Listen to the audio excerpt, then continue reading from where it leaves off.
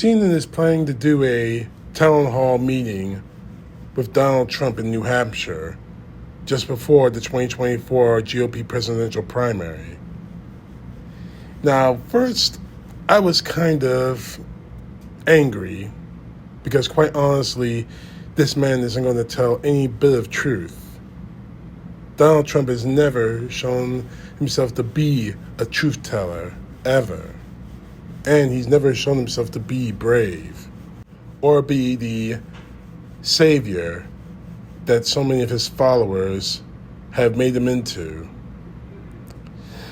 CNN probably shouldn't do this because the last time he was on a stage with CNN was a 2016 debate before the 2016 election, which he won, obviously. But then I had to really rethink my stance on that. I had to really rethink that because, quite honestly,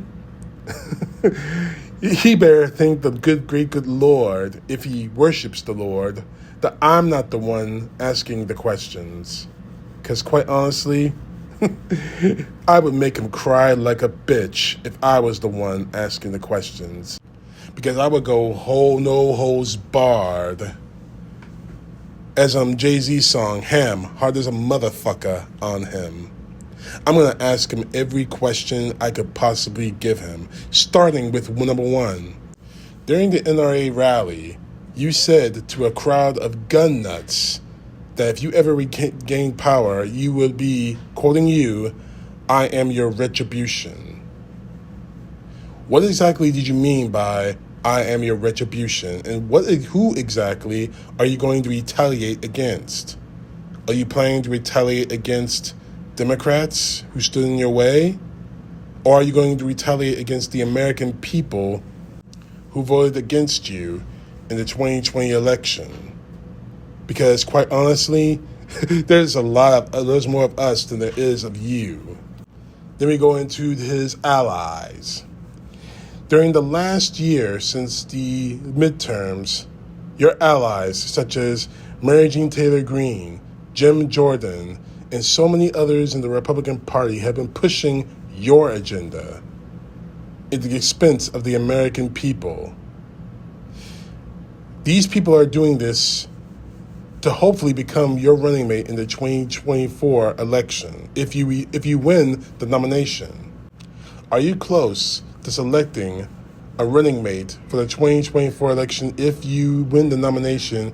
And more to the point, what is the level of loyalty when it comes to supporting you?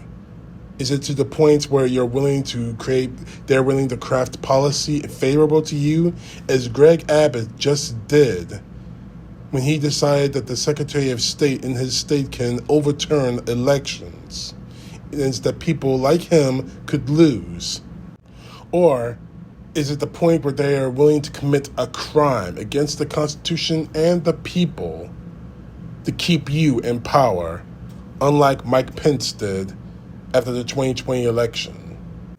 See, I got mountains of these questions that I would make him cry like a bitch over. But let's get straight to the nitty-gritty, shall we? You've been indicted in New York because of hush money payments to a porn star.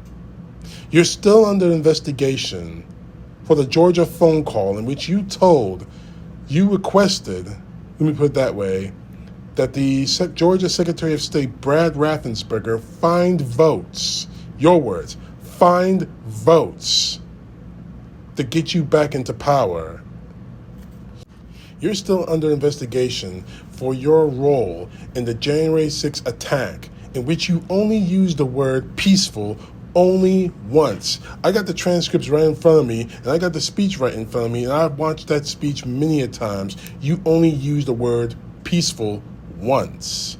And you're still under investigation for classified documents you took. How do you expect the American people to trust you with our lives, the economy, with our freedoms in the Constitution when you are an accused criminal of all three?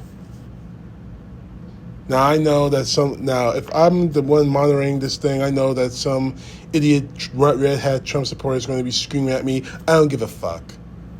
Scream at me all you want, but I am going to make Donald Trump cry like a bitch. Now my last topic on this may not be far-reaching in its scope, but it is just as important, if not more important. The E. Jean Carroll case, the case of you raping her, regardless of how many times you want to say you didn't. During her testimony, you were never to be found. You weren't in court. You weren't anywhere. Now, this is just me talking, mind you. If I'm accused of a crime, especially one that is horrendous as rape, I would be in that court every single day. I would make the jury look at me, look into my eye. I would make the judge look at me into my eye. And I will tell them in the loudest voice I can possibly can to my vocal cords break that I did not rape that woman. But instead, you're in Scotland, golfing in Scotland. Why is that?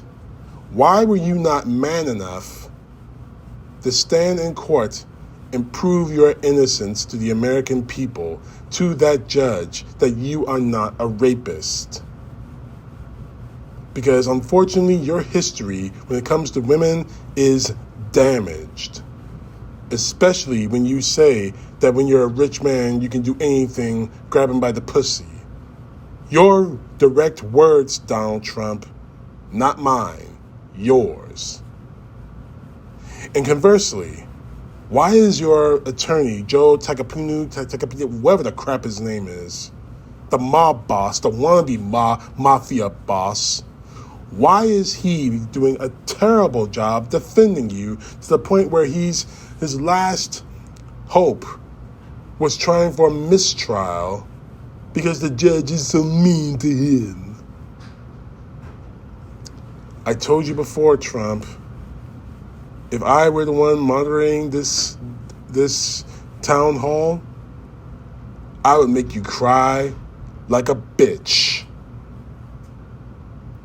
Make no mistake about this. I am not happy with CNN doing it, but if they are going to have any kind of credibility left, if they don't want to be part of the right-wing media machine like Fox News is hanging on by its fingernails to be, like ONN's trying to be and Newsmax are trying to get Tucker Carlson in, make Donald Trump cry like a bitch. Ask him the hard questions to the point where he can't take it anymore, where he will run off stage like a bitch. Because Donald Trump doesn't know how to be a man. He doesn't know how to fight. He never has, and I don't think he ever will. But that's what rapists do. They're cowards. Make him into a coward. CTP, know the truth. God bless. Peace to the left, justice to the right.